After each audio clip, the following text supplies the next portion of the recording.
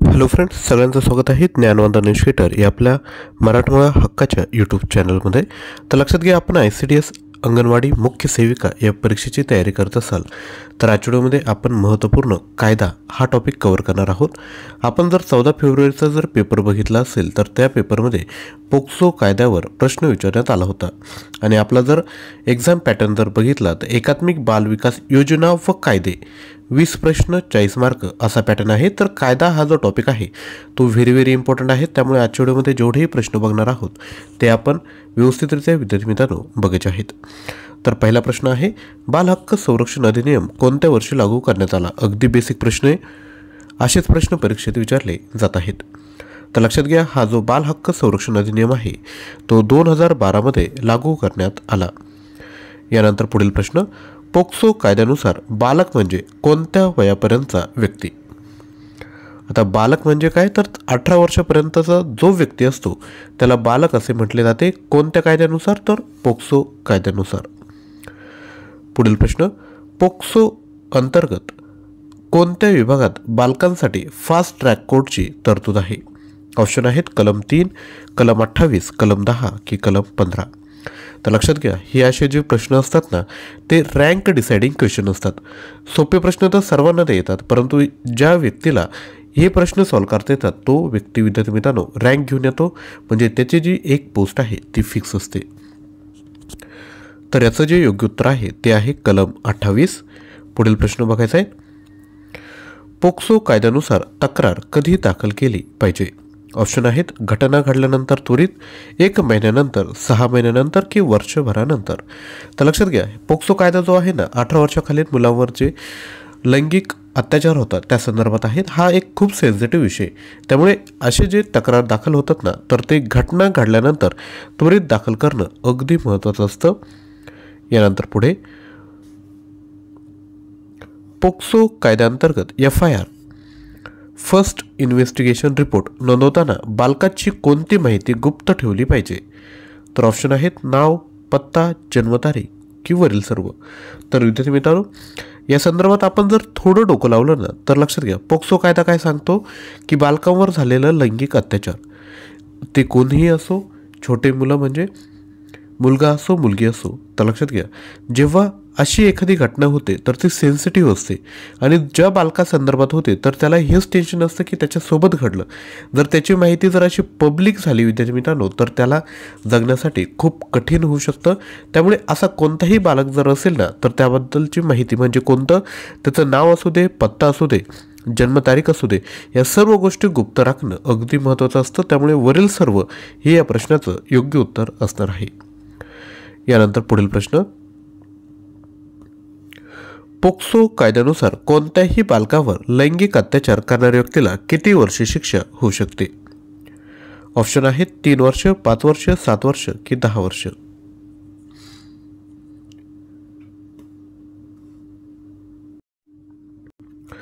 तर लक्षात घ्या, हा जो कायदा आहे ना तर तो एक कठोर कायदा आहे.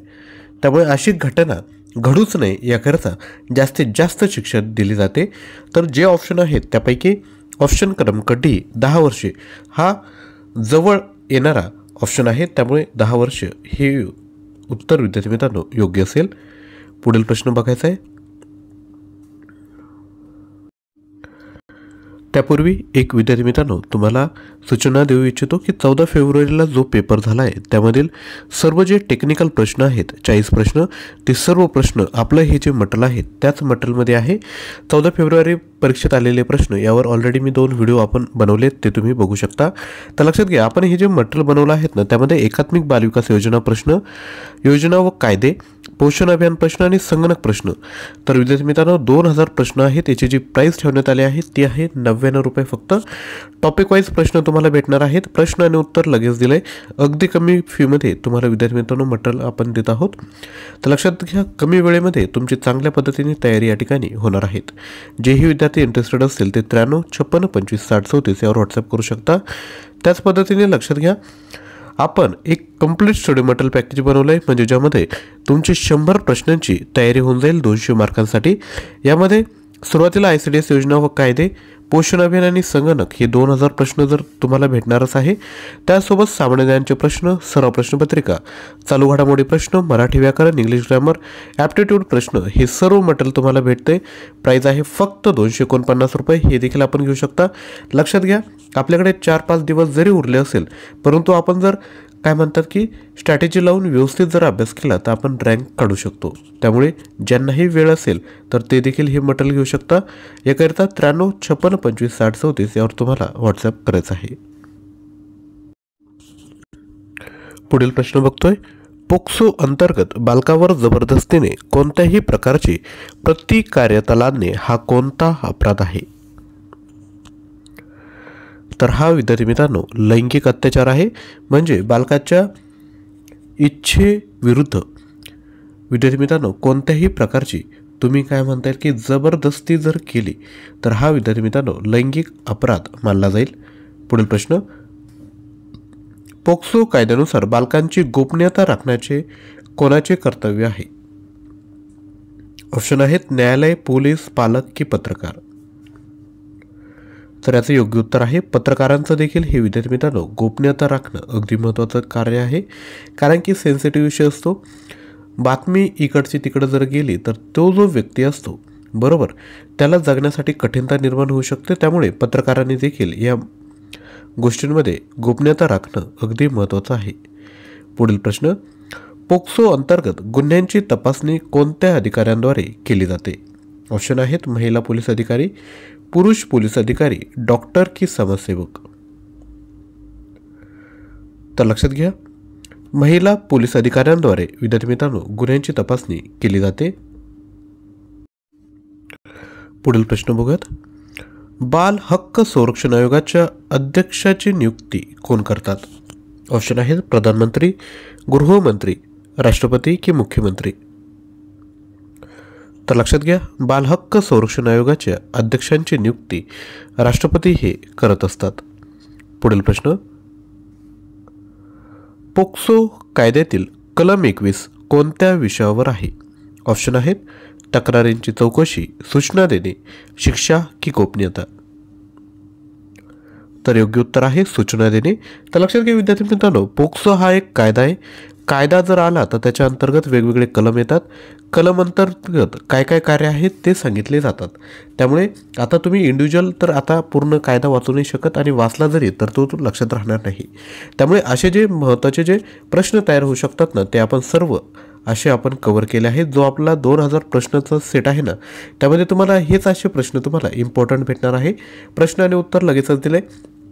तुम्ही स्वतः विचार करा, जर आपल्याकडे क्वालिटी 2000 जर प्रश्न असेल तर 40 प्रश्नांची तयारी आपली किती चांगल्या पद्धतीने होईल। भले आपण कोणतंही मटेरियल यूज केलं असेल परंतु माझं मटेरियल यूज करून तुम्ही रिव्हिजन देखील चांगल्या पद्धतीने करू शकता। तर जेही इंटरेस्टेड असतील मी तर म्हणतो सर्वांनीच हे जे मटेरियल आहे ते घेणं महत्त्वाचं आहे। कारण की तुमचा 1 मार्क देखील विद्यार्थी मित्रांनो खूप महत्त्वाचा आहे। त्यामुळे लगेचच मटेरियल घेऊन टाका। 93 56 25 60 34 यावर मेसेज करायचा आहे। आणि अजून एक गोष्ट, परीक्षेत निगेटिव्ह मार्किंग आहे ही देखील गोष्ट तुम्हाला लक्षात ठेवायची आहे। पुढील प्रश्न, पोक्सो कायद्यातील कोणत्या कलमांतर्गत पोलिसांना FIR नोंदवणे आवश्यक आहे? ऑप्शन आहेत कलम 19, कलम 21, कलम 23 की कलम 24। तर लक्षात घ्या, पोक्सो कायद्यातील कलम 19 अंतर्गत FIR नोंदवणे विद्यार्थी मित्रांनो अगदी महत्त्वाचं आहे।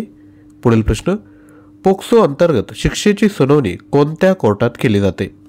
ऑप्शन आहे सत्र न्यायालय, उच्च न्यायालय, फास्ट ट्रॅक कोर्ट की सर्वोच्च न्यायालय। तर पोक्सो अंतर्गत शिक्षेची सुनावणी ही फास्ट ट्रॅक कोर्टमध्ये केली जाते। यानंतर पुढील प्रश्न, पोक्सो कायद्याअंतर्गत तक्रार दाखल करण्याची मर्यादा किती आहे? ऑप्शन आहेत 1 वर्ष, 2 वर्ष नाही की 3 महिने। तर लक्षात घ्या, पोक्सो कायद्याअंतर्गत तक्रार दाखल करण्याची मर्यादा नाही। म्हणजे तुम्ही कधीही तुमच्यावर जर असा लैंगिक अत्याचार झाला असेल तर आपण तक्रार दाखल करू शकता। पुढील प्रश्न, पोक्सो कायद्यानुसार तक्रार कोण दाखल करू शकतो? फक्त पालक, फक्त शिक्षक, कोणताही व्यक्ती की पीडित व्यक्ती? तर लक्षात घ्या, पोक्सो कायद्याअंतर्गत कोणताही व्यक्ती तक्रार दाखल करू शकतो। म्हणजे कोणताही व्यक्ती म्हणजे काय, तर सर्वात पहिल्यांदा पोक्सो कायदा हा बालकांसाठी आहे 18 वर्षाखालील, त्यामुळे कोणताही व्यक्ती म्हणजे तो नाही. तर तक्रार कोण दाखल करू शकतो? सपोज 16 वर्षावर व्यक्तीवर जर विद्यार्थी मित्रांनो अत्याचार झाला असेल तर सामान्यतः वडील किंवा आईवडील ते झिजक महसूस करतात की तक्रार केली पाहिजे. तो ज्याच्यावर अत्याचार होतो तोही विद्यार्थी मित्रांनो काही वेळेस नाही म्हणतो, परंतु त्याचा कोणी मित्र असू दे किंवा काही असू दे, त्याला जर वाटत असेल की असा अत्याचार झाला आहे आणि यावर जर आळा घातला पाहिजे तर असा कोणताही व्यक्ती त्या ठिकाणी जाऊन तक्रार दाखल करू शकतो. पुढील प्रश्न, पोक्सो कायद्यातील बालकाचे हक्क राखण्यासाठी कोणत्या प्रकारच्या शिक्षा वापरल्या जातात? आर्थिक दंड, त्वरित सुनावणी, कठोर शिक्षा की वरील सर्व? तर या आधी देखील मी सांगितलं की कठोर शिक्षेचा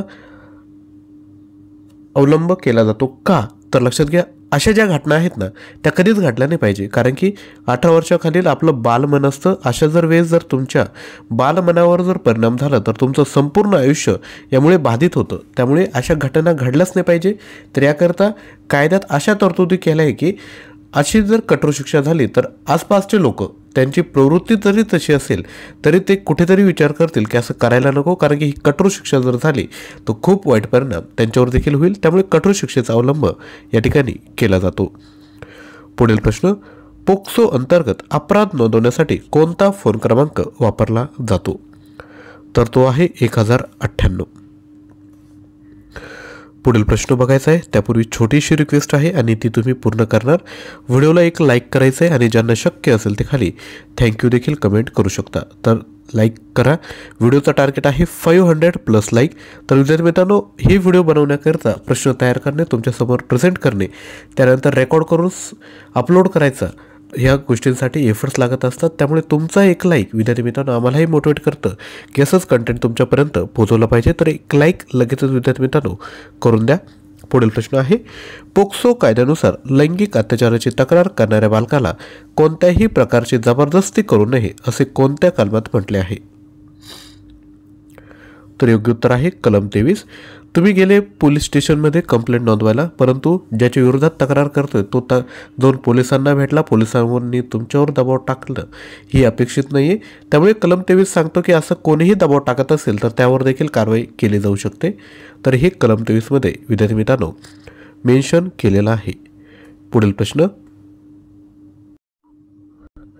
पोक्सो अंतर्गत तपासणी किती दिवसात पूर्ण करणे आवश्यक आहे? 30 दिवस, 60 दिवस, 90 दिवस की 100 दिवस? तर योग्य उत्तर आहे 90 दिवस. जेव्हा एखादी तक्रार FIR नोंदवली जाते तर पोलिसांना टार्गेट आहे की 90 दिवसात तुम्ही ही तपासणी पूर्ण केली पाहिजे. पुढील प्रश्न आहे, बाल हक्क संरक्षण अधिनियम कोणत्या मंत्रालयाच्या अंतर्गत येतो? गृह मंत्रालय, महिला व बालविकास मंत्रालय, आरोग्य मंत्रालय की न्याय मंत्रालय? तर लक्षात घ्या, बाल हक्क संरक्षण अधिनियम हा महिला व बालविकास मंत्रालयाच्या अंतर्गत येतो. पुढील प्रश्न, पोक्सो कायद्यानुसार बालकांचे संरक्षण कोणाच्या देखरेखीखाली ठेवले जाते? न्यायालय, महिला आयोग, बालकल्याण समिती की पालक? तर लक्षात घ्या, बाल कल्याण समितीच्या अंतर्गत देखरेखीखाली ठेवले जाते. पुढील प्रश्न, पोक्सो कायद्यानुसार तपासणीत कोणती व्यक्ती सहभागी असावी? तर ऑलरेडी आपण बघितलंय की महिला पोलीस अधिकारी या ठिकाणी सहभागी असली पाहिजे, कारण की एखाद्या बालकेवर, मुलीवर जर अत्याचार झाला असेल तर ती कोणाकडे व्यक्त होऊ शकते? तर एखादी महिला पोलीस अधिकारी असेल, महिला असेल तर त्यांकडेच ती व्यक्त होऊ शकते, कारण की सेन्सिटिव्ह बाबतीत कोणी पुरुष व्यक्ती जर याची चौकशी करत असेल तर त्या ठिकाणी मुली ज्या आहेत त्या सांगण्यामध्ये संकोच बाळगतात. त्यामुळे महिला पोलीस अधिकारी त्या ठिकाणी असणं अगदी गरजेचं आहे. पुढील प्रश्न आहे, पोक्सो कायदा कशासाठी वापरला जातो? बालकांच्या मानसिक आरोग्यासाठी, बालकांच्या शारीरिक शिक्षणासाठी, बालकांच्या लैंगिक शोषणाविरुद्ध संरक्षणासाठी की बालकांच्या खेळासाठी प्रोत्साहन देण्यासाठी? तर हा जो पोक्सो कायदा आहे तो विद्यार्थी मित्रांनो बालकांच्या लैंगिक शोषणाविरुद्ध संरक्षणासाठी वापरला जातो. पुढील प्रश्न, पोक्सो अंतर्गत कोणता अपराध गंभीर मानला जातो? तर लक्षात घ्या, सगळ्यात गंभीर आहे की बालकांच्या खाजगी भागांना स्पर्श करणे. ही अजिबात विद्यार्थी मित्रांनो या ठिकाणी काय म्हणता येईल की खपून घेतलं जाणार नाही. हा खूप मोठ्या प्रकारचा अपराध आहे. तर कोणीही असं जे घटना आहे ती घडलीच नाही पाहिजे याकरिता काळजी घ्यावी. पुढील प्रश्न, पोक्सो अंतर्गत कोणती शिक्षा दिली जाते? ऑप्शन आहे दंड, जन्मठेप, 3 वर्ष कारावास की 7 वर्ष. तर लक्षात घ्या, जन्मठेप जी कठोर शिक्षा आहे ना ती या ठिकाणी पोक्सो अंतर्गत दिली जाते. पुढील प्रश्न, पोक्सो कायदा कोणत्या उद्देशासाठी लागू करण्यात आला आहे?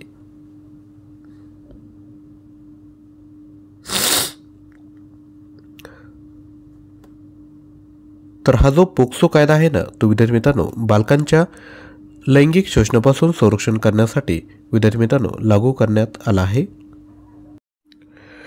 तर विद्यार्थी मित्रांनो आपण खूप चांगल्या पद्धतीने व्हिडिओ आपणापर्यंत घेऊन येत असतो. तसंच आपला मटेरियल देखील अगदी क्वालिटी मटेरियल आपल्याकडे उपलब्ध आहेत. तर ज्याही विद्यार्थी मित्रांना आता एकात्मिक बालविकास योजना व कायदे, पोषण अभियान, संगणक प्रश्न 2000 प्रश्न आहेत PDF स्वरूपात. प्रश्न आणि उत्तर लगेचच दिले. प्राईस फक्त ठेवले आहे 99 रुपये. तर लगेचच या क्रमांकावर पेमेंट करून स्क्रीनशॉट शेअर करायचा आहे. पेमेंट करताना काही अडचण येत असेल तर व्हॉट्सअपला मेसेज करा, तुम्हाला दुसरा क्रमांक त्या ठिकाणी दिला जाईल. सोबत जर तुम्हाला कंप्लीट स्टडी मटेरियल पॅकेज जर पाहिजे असेल तर घेऊन टाका, कारण की तुमच्या परीक्षेमध्ये जे सामान्य ज्ञान विचारलं जाते तर ते आपल्याच मटेरियलमध्ये विचारलं जाते. 4700 प्रश्न जे आहेत त्यामध्ये भूगोल तुम्हाला करायचा आहे, त्यानंतर समाजसुधारक तुम्हाला करायचा आहे आणि पॉलिटी तुम्हाला करायचं आहे. तसेच विज्ञान देखील हे मेन टॉपिक तुम्हाला करायचे. जेव्हा तुम्ही चालू घडामोडी ओपन कराल तर चालू घडामोडीमध्ये तुम्हाला जे जनगणना प्रश्न, पुरस्कार प्रश्न आणि इतर प्रश्न अशा PDF अपलोड केल्या आहेत त्या देखील तुम्हाला करायचे आहेत. त्यासोबत मराठी व्याकरणाचे ऑलरेडी मी तुम्हाला सांगितलं की टॉपिक वाईज जे प्रश्न आहेत ते सर्व बघायचे आहेत. इंग्लिश ग्रामर टॉपिक वाईज बघायचं आहे. म्हणजे कंप्लीट जर मटेरियल बघितलं तर तुम्हाला कोणतंही करण्याची आवश्यकता नाही. तर लक्षात घ्या, जे 99 रुपयाचं मटेरियल आहे ना ते देखील यामध्ये कव्हर केलं आहे आपण. त्यामुळे उर्वरित मटेरियलसाठी तुम्हाला फक्त 150 रुपये द्यावे लागत आहेत. तर हे जे टोटल मटेरियल आहे ते देखील आपण घेऊ शकता. 9356256034 यावर व्हॉट्सअप करा. तसेच आजचा व्हिडिओ जर आवडला असेल ना तर विद्यार्थी मित्रांनो एक लाईक तर झालंच पाहिजे. तर एक लाईक करून टाका. 500+ लाईकचं आपलं टार्गेट आहे. तसेच चॅनलवर नवीन असाल तर चॅनलला सबस्क्राईब करा आणि याआधीचे सर्व व्हिडिओ आपण आवर्जून बघा.